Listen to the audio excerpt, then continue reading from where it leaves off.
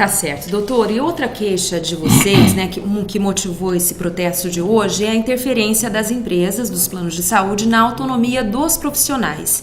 Que tipo de interferência é essa? Isso daí é uma coisa que está sendo mais combatido dentro desse protesto, né? E é uma realidade que, felizmente, aqui em Araçatuba, com esses 2 planos de saúde, não existe esse questionamento. Mas isso significa que as empresas chegam a orientar o médico a não realizar determinado procedimento para não encarecer o serviço? Muitas vezes o que a empresa faz é o seguinte: é um procedimento cirúrgico de alto custo, ela começar a questionar com o médico aquilo, e muitas vezes orientam o seu paciente, o seu usuário, a procurar outro médico. Às vezes o médico quer usar um determinado material para uma cirurgia, uma prótese X, e aquela prótese é uma prótese de qualidade, uma prótese com preço elevado, e muitas vezes direcionam para outro que vai usar uma prótese de uma qualidade inferior. Isso é uma falta de respeito com o próprio cliente, né? Exatamente. Só que também tanto as associações, né, as entidades de classe orientam que a responsabilidade por aquele material a ser implantado é uma responsabilidade compartilhada entre o médico, a operadora e o hospital. E isso daí o médico jamais deve abrir mão daquela sua indicação. Então, existe hoje a Anvisa que normatiza esses implantes a serem colocados. A outra coisa que é feita, por exemplo, uma pessoa indicar um procedimento que é pago um X, e a operadora do plano de saúde autorizar um outro procedimento apenas que não é pago aquele X. E aí começa a ter a questão de auditoria. Uma das coisas que nós estamos fazendo hoje é que antigamente o auditor não precisava se identificar, e hoje nós estamos batalhando isso daí, que ele tem que assumir aquilo que ele está fazendo, ou seja, ele não pode de maneira nenhuma interferir na conduta de um médico e não se identificar. Até porque, doutor, isso pode prejudicar um diagnóstico, né? O diagnóstico nem tanto, mas poderia até o diagnóstico por causa de indicações de exames, né? Por exemplo, a pessoa indica uma ressonância e o plano de saúde autoriza apenas uma tomografia. Exatamente. Existem coisas que aparecem na ressonância que não aparecem na tomografia? Sim, existem. Né? Então, quem tem a capacidade de indicar o exame adequado ou procedimento adequado é o médico assistente, e o médico jamais pode abrir mão desse direito. Tá certo. Doutor, quantos médicos estão credenciados nos planos de saúde aqui em Araçatuba? Aqui em Araçatuba hoje existem cerca de 400 médicos, e eu acredito que 3/4, 300 médicos aproximadamente, estejam trabalhando na saúde suplementar.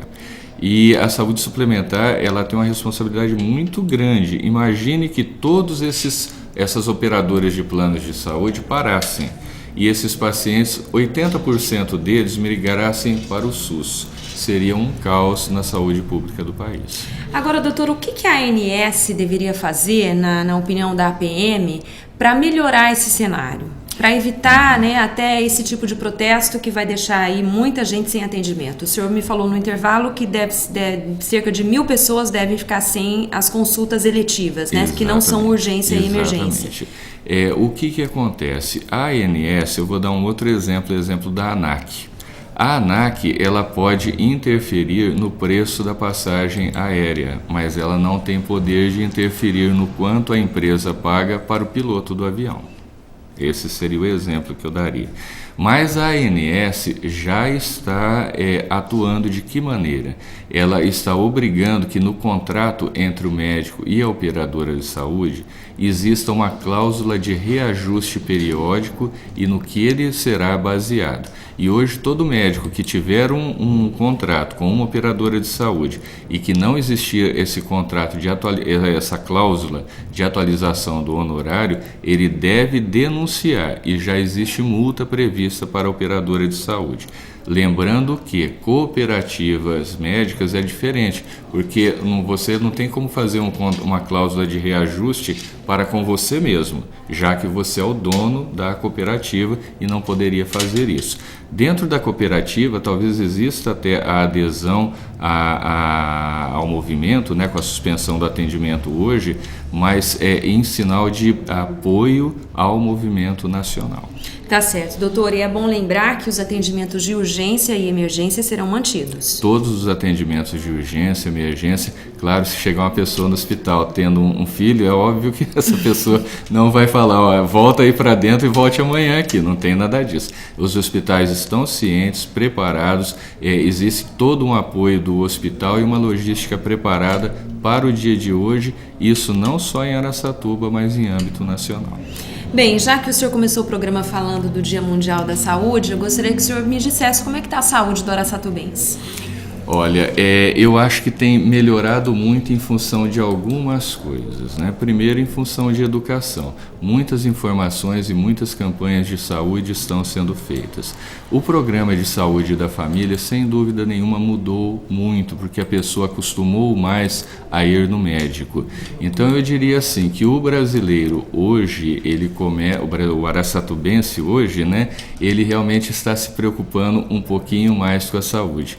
Mas é um pouquinho mais, precisa ser muito mais. Como o senhor disse, procurar ter uma dieta equilibrada, fazer exercícios físicos, evitar o tabaco e também as bebidas alcoólicas. Exatamente, lembrando, uma coisa que eu sempre falo, né, que álcool e direção são coisas assim que não combinam muito, né?